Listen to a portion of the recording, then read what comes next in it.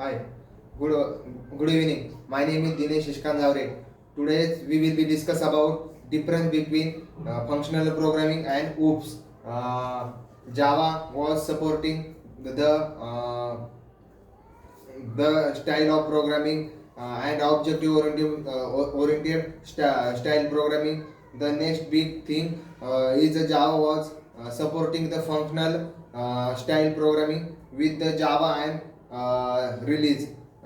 Firstly, discuss about function of programming. Function of programming, it is a deactivate style of programming rather than imperative. The basic objective of this style of programming is to make the code less complex, more pre-detectable, and easier to test to compare to another style of coding. Function of programming, the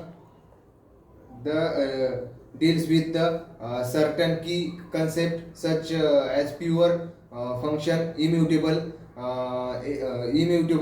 state, assignment, less programming, etc.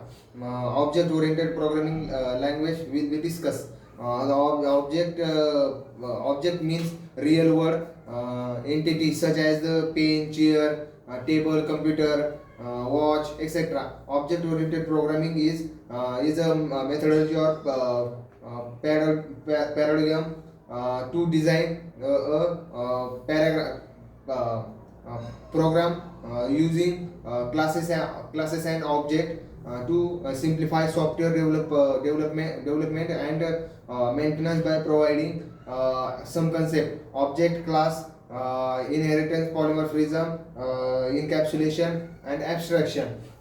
Difference between function programming and OOPS of the this programming paradigm emphasize and their use function where each function perform specific task.